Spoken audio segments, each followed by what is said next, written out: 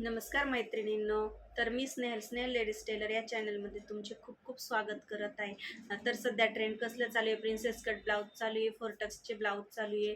कटोरीचं तर आता प्रमाण खूप जास्त कमी झालेले आहे. तसे मधुबाला, सब्यासाची वगैरे यांचं खूप खूप जास्त अधिक ब्लाऊज आल्यामुळे मार्केटमध्ये कटोरी ब्लाऊज एकदम कमी होऊन गेलेले. कटोरी ब्लाऊज जास्तीत जास्त 50-40%च लक्ष होतं.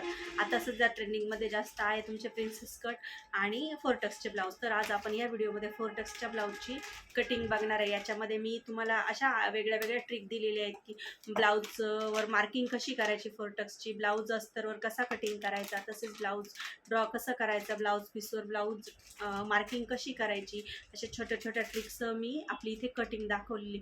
तुम्हाला जर माझा व्हिडिओ हा पूर्ण शेवटपर्यंत बघायचा आहे, तसेच आपल्या चॅनलला सबस्क्राईब करा आणि जर तुम्हाला व्हिडिओ आवडला तर लाईक, शेअर आणि कमेंट. तर चला आपण बघूया ब्लाऊजची कटिंग. तर आपण या ठिकाणी ब्लाऊज पीस घेतलेला आहे. आडवा टाकून ब्लाऊजची डबल फोल्ड घडी टाकलेली आहे. त्यानंतर आपण त्याच्यावरती उंची घेतलेली. सर्वप्रथम उंची मी ते 15.5ची घेतलेली आहे. आपल्याला जरा थोडासा मोठ्या हेवी साईजचा ब्लाऊज आहे हा. तर मी इथं 5.5चं शोल्डर घेतलं आहे आणि 6.5ची इथं मुंडा घेतलेला आहे. आणि इथे आपण घेतलेली 10ची घडी घेतलेली ब्लाऊजची टोटल. आणि आपण त्याच्यामध्ये एक्स्ट्रा मार्जिन पण घेणार आहे, जी फिटिंगसाठी आपल्याला लागणार आहे. तर ती याच्यामध्ये मी 2 इंच ॲड करून घेतली. नंतर आपण पट्टीचा किंवा स्केलचा तुम्ही उपयोग करू शकता. तर मी इथे बघा छातीच्या मापावरती पहिली लाईन आखून घेतली आणि नंतर फिटिंगच्या पण 2 लाईन करून घेतल्या. तसेच तिथं मोंड्याला शेप देऊन घेतला. मोंड्याला शेप देऊन झाल्याच्यानंतर मी हा पॅटर्न टोटली कट करून घेणार आहे. याच्यामध्ये मी शोल्डर, मोंडा आणि फिटिंग दोन्ही जो कमरेच्या साईडचा भाग आहे तो पूर्ण काढून घेतलेला आहे. तर तुम्ही इथे बघू शकता मी हा पूर्ण पॅटर्न कटिंग करून घेतलेला आहे. आता हा आपल्याला कटिंग करून झाल्याच्या नंतर हा आपल्याला कपड्यावरती ॲडजस्ट करायचा आहे. तुम्ही इथं बघू शकता. तुम्हाला व्हिडिओ आवडलाच माझा तर लाईक करा, शेअर करा, कमेंट करा आणि आपल्या चॅनलला सबस्क्राईब नक्की करा. इथे बघा तुम्ही मी कपड्यानुसार कपडा बघून घ्यायचा, आपल्याला कुठे बसतोय पूर्ण पॅटर्न आपल्याला इथे ड्रॉ करून घ्यायचा आहे. पूर्ण पॅटर्न आखून घ्यायचा आहे. इथे थोडक्यात आपल्याला कपड्यावरती खाली उंची 1 इंच वाढवायची आहे आणि साईडच्या बाजूनी फिटिंगच्या बाजूनी पण आपल्याला 1 इंच एक्स्ट्रा ठेवायचं आहे. शोल्डर वगैरे आपल्याला जसंच्या तसं कटिंग करायचं आहे. याच्यामध्ये कोणत्याही प्रकारचा फेरबदल आपल्याला करायचा नाही आहे. फक्त आपल्याला फिटिंगच्या बाजूने 1 इंच एक्स्ट्रा घ्यायचं आणि उंचीमध्ये 1 इंच वाढवून घ्यायचं आहे. तुम्ही बघू शकता इथे मी उंचीतही वाढवून घेतलं आणि फिटिंगमध्ये पण वाढवून घेतलं. हा पॅटर्न आता याच्यावरती आपण मागचा गळा आखून घ्यायचा आहे. म्हणजे आपल्याला मागचा पुढचा पॅटर्न वेगळा वेगळा करायला अगदी सोपं जातं. बघू शकता इथे पुढचा गळा मी आखून घेतलेला आहे.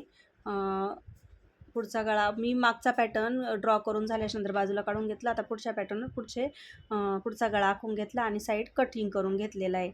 बघू शकता तुम्ही इथे मी गळाही कट करून घेतलेला आहे. त्यानंतर याच्यामधून आपल्याला क्रॉसपट्टी वेगळी करायची आणि फोरटक्सचे तुम्ही थोडक्यात टक्स देऊन घेऊ शकता. आपला फोरटक्सचा ब्लाऊज असल्यामुळं 3-3.5ची आता आपण इथे क्रॉसपट्टी काढून घेतलेली आहे. मैत्रिणींनो, अशाच प्रकारचे आपण सर्व ब्लाऊजांचे पॅटर्न तयार करत असतो आणि शक्यतो मी एवढं पेपर पॅटर्नचं झिकझिक करत बसत नाही. मी सर्व पॅटर्न हे ब्लाऊज पीसवरतीच काढते. त्याने काय होतं, आपला डबल वेळ वाचतो. मी शक्यतो पेपर जेवढं कमी वापरते आणि कटोरीज पुरताच मी पेपर वापरते. बाकी मी सर्व ब्लाऊजवरतीच कटिंग करत असते. तुम्हाला माझं कटिंग कसं वाटलं नक्की कमेंट करून सांगा. आपले फोरटक्सचे सर्व टक्स पण आपले मारून ड्रॉ करून झालेले, इथे क्रॉसपट्टी काढून झालेली आहे. आता आपण इथे बाही काढणार आहे. मोठं माप असल्यानंतर मला असं वाटतं बाहीला थोडासा कपडा कमी येणार आहे. तर त्यासाठी मी पहिले एकच बाही आखून घेणार आहे आणि नंतर दुसरी बाही ॲडजस्ट करून काढून घेणार आहे. इथं मी माझी 5ची बाही कट करून घेतलेली आहे. 10ची बाही रुंदी घेतलेली आहे.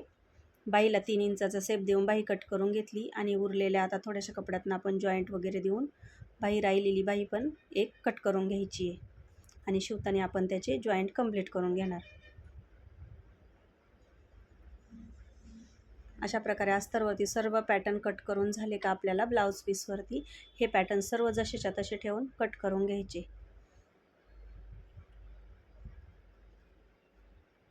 इथं माझं अस्तर पूर्ण कटिंग करून झालेलं आहे. आता मी 4 पदरी घडी ब्लाऊज पीसची टाकलेली आहे. सर्वप्रथम बाही कट करून घेणार आहे. कसं आहे ना, थोडंसं मोठं माप आहे. बाहीला जर खूप जॉईंट दिले तर ब्लाऊज लवकर खराब होतो. शक्यतो आपल्याला जॉईंट द्यायचे नाहीच आहे. बिना जॉईंटचा जेवढा ब्लाऊज शिवता येईल तेवढा प्रयत्न करायचा. आता आपण इथं बॅक साईड सर्वप्रथम काढून घेऊया. त्याच्यासाठी बंद घडी टाकलेली आहे. बंद घडीच्या बाजूने उंची बॅक साईडचा पॅटर्न टाकायचा आहे.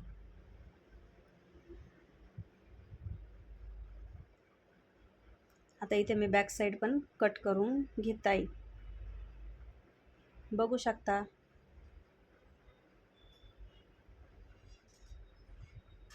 मोंडा वगैरे सर्व कट करून घ्यायचा. ब्लाऊज बघून घ्यायचा. कधी कधी ब्लाऊज जास्त सुळसुळीत असतो, कटिंग करताना कात्रीमध्ये अडकतो, सरकतो, खालीवर होतो. याची व्यवस्थित तुम्ही काळजी घ्यायची आणि ब्लाऊज कट करून घ्यायचा आहे. इथं बॅक पार्ट आपला कटिंग करून झालेला आहे. आता याच्यावर गळा आखून गळा कट करून घ्यायचा आहे.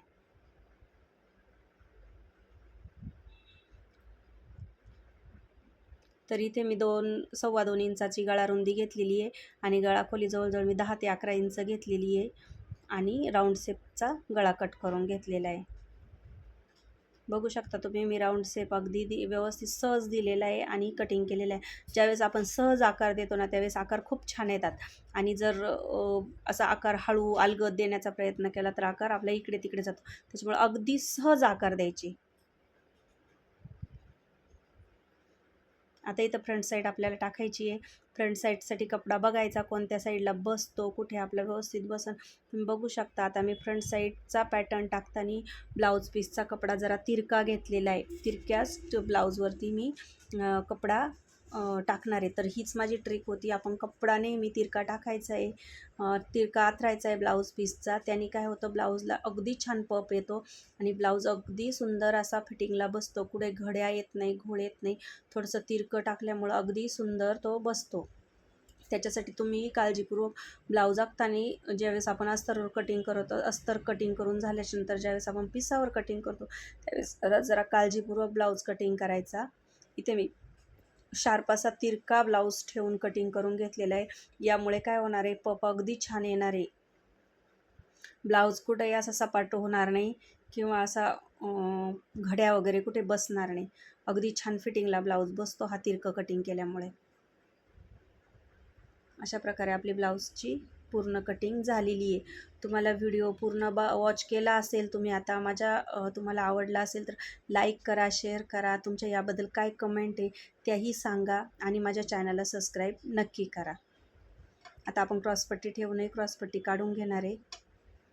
इथं बघू शकता क्रॉसपट्टी मी थोडंसं अस्तर ब्लाऊज पीसचा पॅटर्न खालच्या बाजून थोडा तिरका वगैरे होता तर तो सरळ करून क्रॉसपट्टी काढून घेतली. अशा प्रकारे आपलं सर्व ब्लाऊजचं कटिंग पूर्ण झालेलं आहे. थँक्यू.